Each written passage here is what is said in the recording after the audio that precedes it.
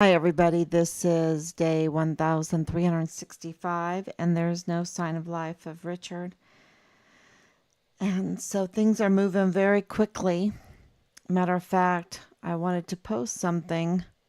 I'll post it afterwards, but it is about Mario Rascon Ortiz, the chief medical examiner of El Paso, that, at this point, with the information that we have, it looks like he needs to be arrested. He needs to be arrested. So you have the district attorney that needs to be arrested for being a usurper of that office, and now you have the chief medical examiner that is looking pretty bad, along with Veronica Escobar, and also from Joanne Bernal, because, she just resigned. This is huge news. Let me get on and tell you all about. And we have to wrap our heads around all of the evidence that is pouring in right now. Go through it, because our officials there in El Paso, the justice system seems totally broke there. Totally broke. And I think people understand that. And that's why we're now working with Austin, and Washington, D.C. So we're being provided with evidence out of Austin and getting help in Washington, D.C. to, first, what do you do when the legal system, the justice system in El Paso is broken? And you have problems with visas. You have to understand, we've been working with the Department of State there too, since Richard's case is a binational case, right? It's a binational crime scene. So we just found out so much information, and I have to figure out what I'm at liberty to tell everybody, and the whole extent of it. But I can tell you this, that there are multiple reasons why Mario Raskin Ortiz is an illegitimate chief medical examiner. And, there seems, in my opinion, why would they even appoint, why would Veronica Escobar and Joanne Bernal, who has been warned about the appointment in 2014. So this is absolutely before the Walmart mass shooting, before Richard's murder case, capital murder case. These are capital murder cases. And why in the world would Joanne Bernal and Veronica Escobar, it's like, are they sisters or something? Are they, relatives or something? Are they relatives with Mario Raskin Ortiz? Because I don't know, but they sure act like they are. Like there's some kind of tie there between them, right? And do they have a tie with Bill Hicks, or is it with Purchase, the funeral homes? Because we know with the Ortegas, we know with the Rochas, we know with 3905 Bliss Avenue, it is really with what do you call that? Oh, mortuary affairs. Thank you. And we were getting bullied by mortuary affairs, and some of the people involved in all of this have forensics experience. And now we have a medical examiner, chief medical examiner, that not just was appointed through Veronica Escobar, but also defended him being put in that place was defended and cheerleaded and then defended again. Why? There are standards that need to be upheld when it comes to a medical examiner or judicial office. And, if you were just some person coming off the street and looking into his case and saying, oh, well, okay, he seems to be all right, whatever. I don't know. There's a little bit of visa problem here, or there seems to be some fudging of the truth and all this stuff in the paperwork. But come on, he had all that schooling and whatever. Maybe you can see how it would be overlooked, and he would get into a position like that. But we're not talking about just somebody coming off the street looking at his credentials. We're talking about Joanne Bernal. We're talking about the county attorney. We're talking about Veronica Escobar, the county judge. Now, of course, the representative. No wonder she's such a lousy representative. She was a lousy judge. Absolutely a lousy judge. No wonder. It's just, and going along with the crimes against humanity, all those COVID mandates. It's like, who are these people that they get into this position because they're a lousy judge, they're a lousy county attorney. And how do I know that? Because I'm just a simple person and I'm getting this evidence and I'm like, what? What is going on? You've got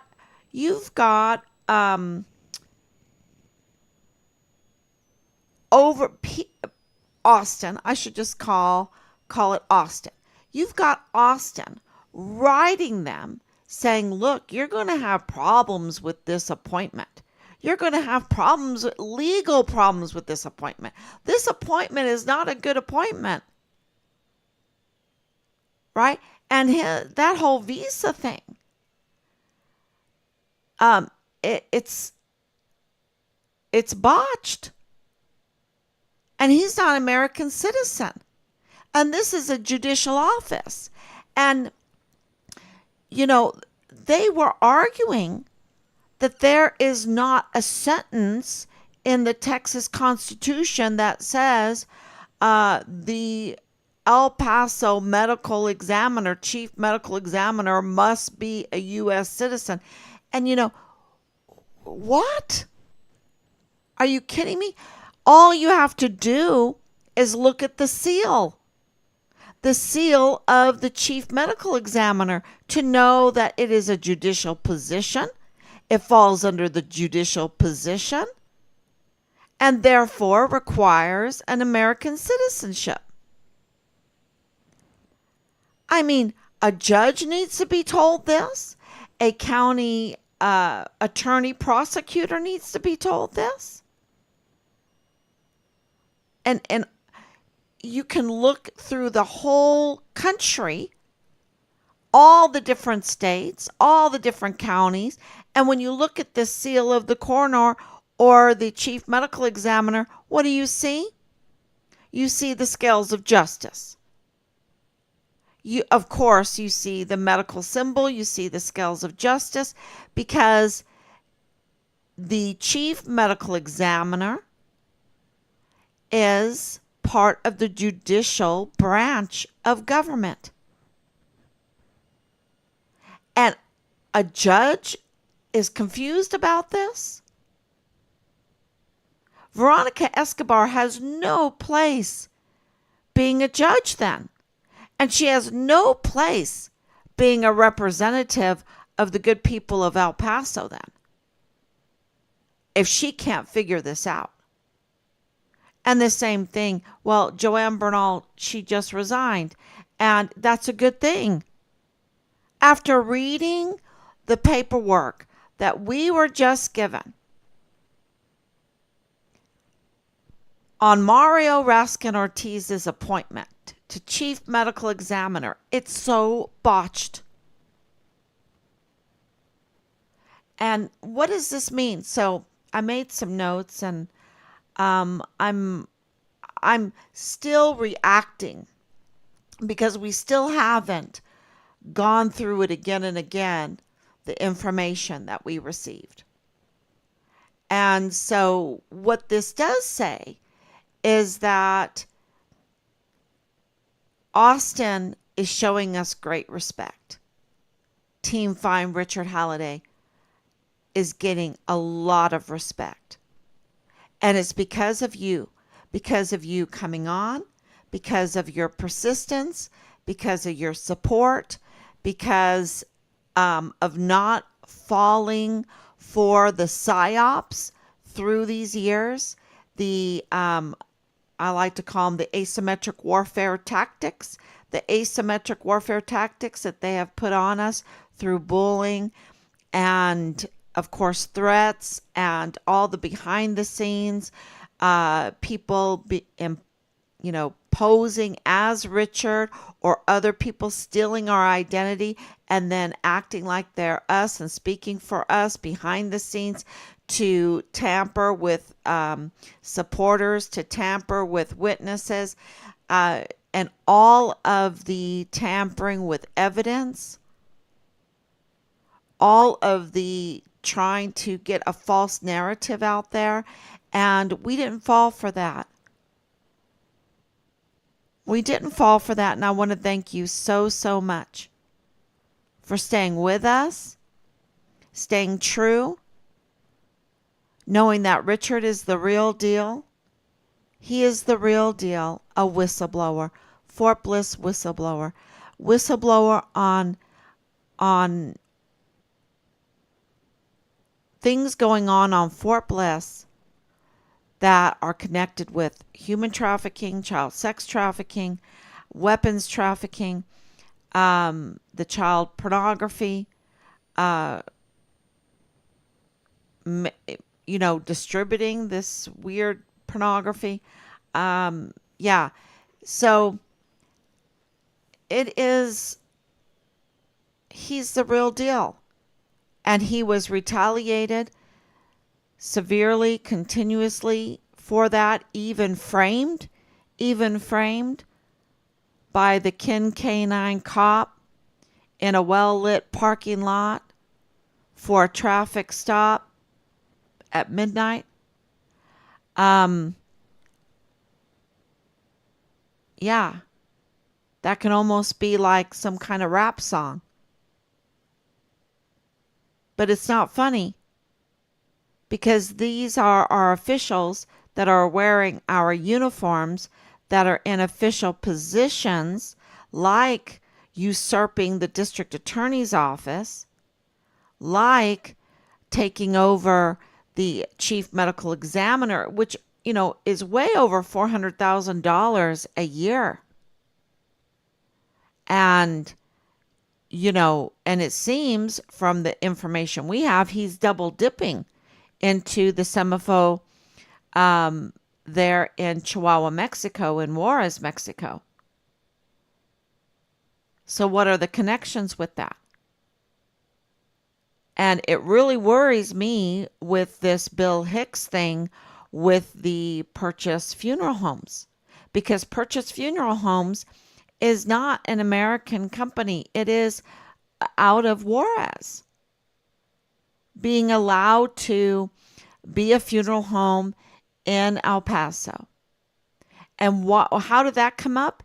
Because he was representing them and up until he was sworn in falsely, illegitimately, as district attorney.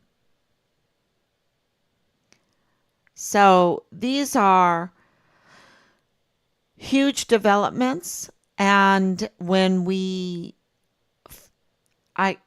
absorb, because this is moving so fast, everybody. It's moving so fast. And it seems like, but wait a minute, it's almost been 4 years. You're right.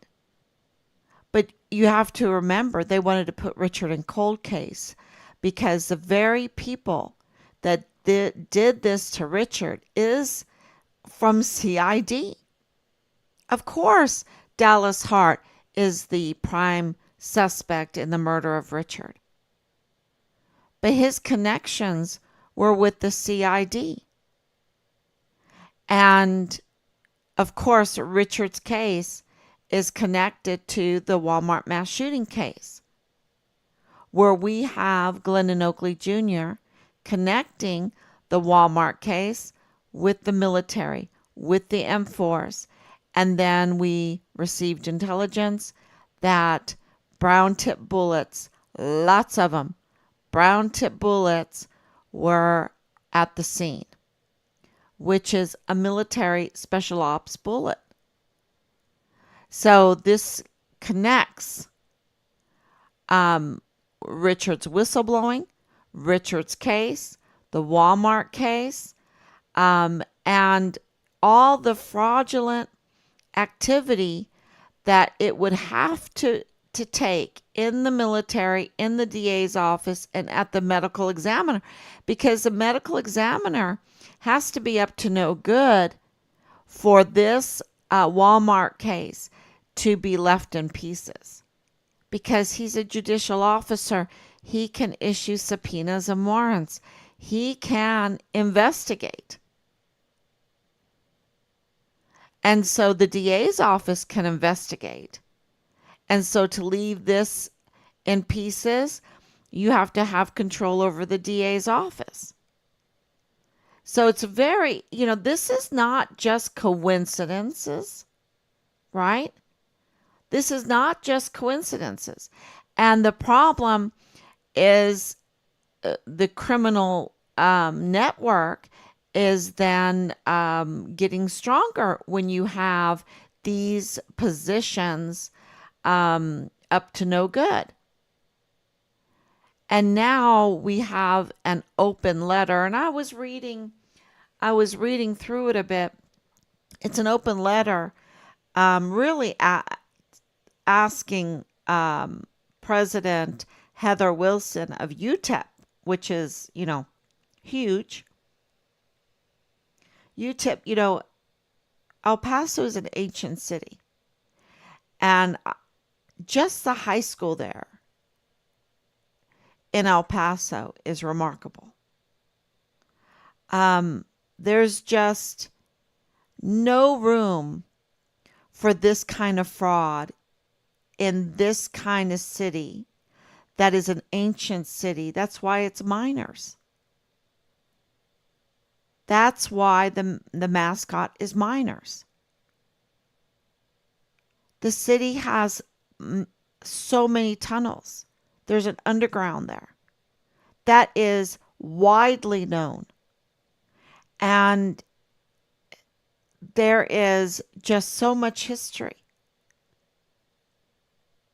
So much history yet to be discovered.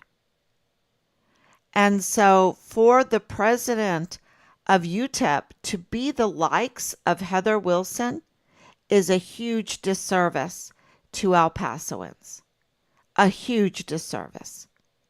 Because she has no respect. She has no qualifications. Clearly, in this open letter to her, they make a very good argument about that. And so I encourage everyone to read that open letter. I posted it, telling her to skedaddle, telling her to get lost, telling her bye-bye. And now, those are my words, but, they're like, well, we hope you resign. Okay. They're saying it in a much more political, kind way. I'm saying in our experience with her, I just say, skedaddle. You have no respect. You have no honor. Because she's supposed to have been part of our armed services, our Air Force. And she has no esprit de corps. So everything, and I don't know if I totally, and forgive me if I say this, but I'm going to say it. The letter seems, and the whole thing is a little racist. And I understand that they want a Mexican leader. That's really what they're trying to say, a Mexican president. I would suggest whoever is best for the job, whoever will be respectful of and qualified and have honor and have esprit de corps and want the best for the education, the higher education of El Pasoans and those coming in. And that means everybody. Everybody. And whoever they are, whatever background they are, whoever. It just, let's judge them by their character and their qualifications.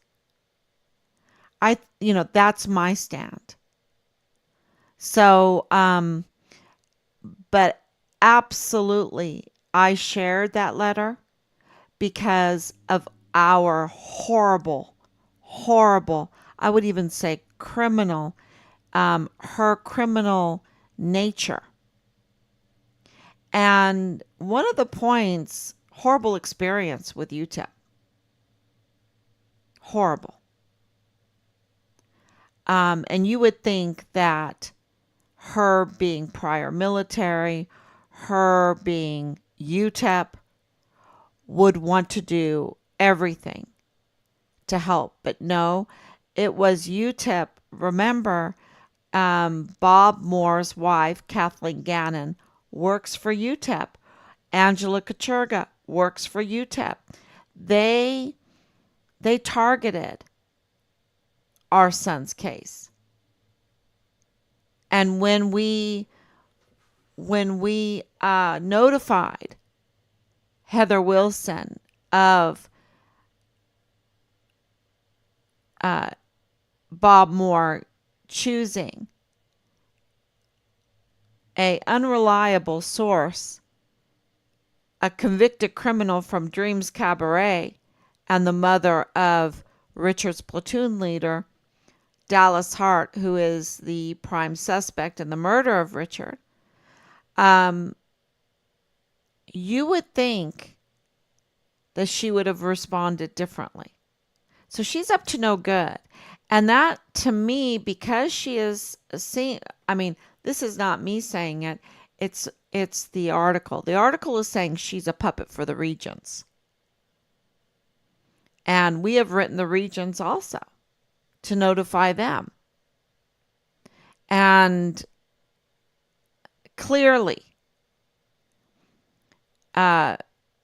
she has just one focus, or no focus at all. She's just a puppet for the regions. Clearly, it seems that the open record complaints have validity. The open letter complaints on Heather Wilson have validity. So I did post it, and I think she needs to resign too. Because clearly she's not qualified, and clearly she doesn't have character. So XX, and clearly she doesn't honor our country. Clearly she doesn't. So this leads back to Mario Raskin Ortiz. Because when you are a medical examiner and you have to, normally you have to have some education within the law enforcement, because you are dealing with the Justice Department all the time. And I know my really good friend, her father was a lawyer and a doctor. He could have been a perfect medical examiner. But one thing you do have to have is a loyalty to your country. And there's been this for decades, I think since 9/11. Since 9/11, I think that there has been an active effort to an attack on patriotism, because there was so much patriotism after 9/11. And I have sat at tables with people that were offended with the patriotism. And I'm like, what? And clearly, what we did not see in Richard's unit was esprit de corps and patriotism. And this is a real problem, because if you want to win any kind of conflict, any kind of war, even if it was asymmetric warfare, you must have esprit de corps. You must have a love for your country. You're doomed to fail without it. You're doomed to fail. If you are, right now, our military seems to be an ideology machine, not a defense machine. And we're going to lose. And we do not want to live without our U.S. Constitution. We really don't. Because it gives us so much freedom.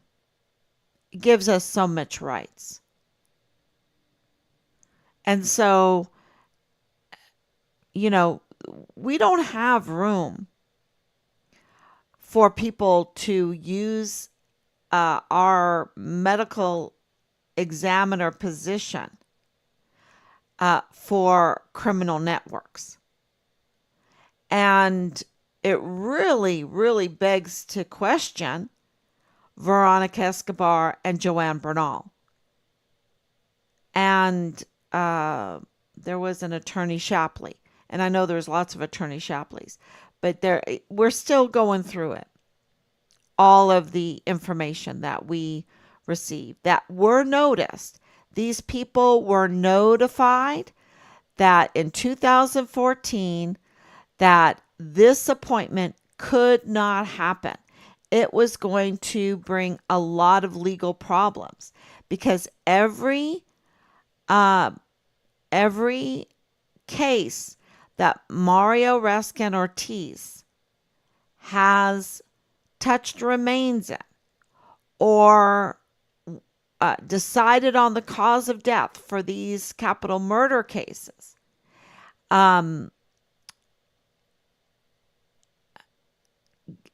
sat in a court and gave a testimony to cause of death and the forensics of the investigation into the crime. Every one of those cases are now botched because he absolutely was not qualified. Absolutely no way. And he is the one that we are told handled Richard's remains. He is the one, clearly, with Purchase Funeral Homes, that handled the remains of the Walmart mass shooting victims. And that case clearly has problems. The prosecutors in the federal court said there are problems with this case. So many problems.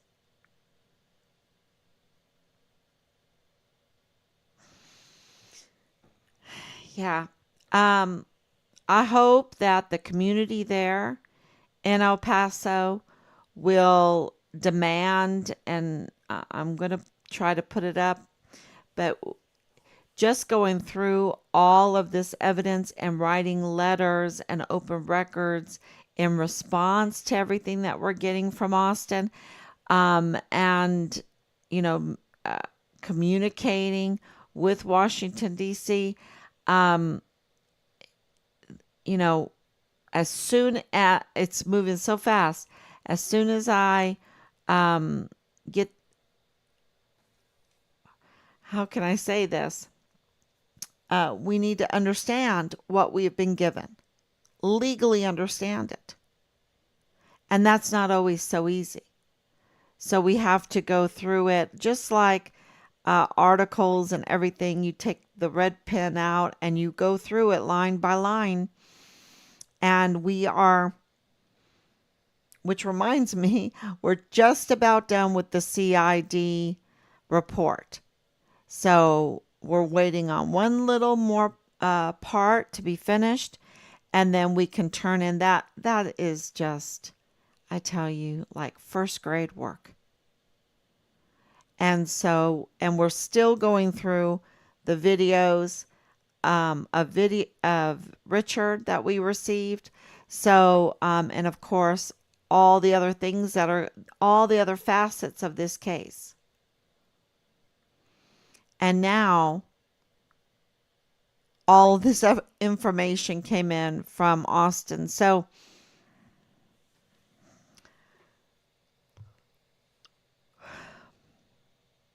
yeah, I had to take a deep breath. um, so thank you for sticking with us. If you have more information, please contact us. We're getting lots of calls. So if you need to contact us, keep calling or leave a message. Just a lot going on behind the scenes, but we've gotten to this point because of you. Absolutely. Your prayers, your steadfastness. And I just want to say thank you. Team Farm Richard Halliday wants to say thank you because we're kind of upbeat with all that we're getting because we're finally really getting a lot of evidence, hard evidence. And we have lots of hard evidence, right? But now on Richard and on Richard's, what happened to him. And now we're, why? On all of the motives. On all the motives and all the connections. And there's so much nepotism, y'all. So much nepotism. So all the motives that are going on, that's what we're getting. And of course, this is a criminal network. And the cartel are absolutely involved. So, and I'm trying to be as authentic as possible. I'm not being alarming. I'm just telling you this is where all the evidence is leading. And we need extra prayers. And please share, because that is our, that's what they're afraid of, is for this kind of criminality within our Department of Justice, within our agencies, gets out and people learn it. Because there needs to be accountability. So thank you so much. God bless you. And I will be back tomorrow, God willing. Bye-bye.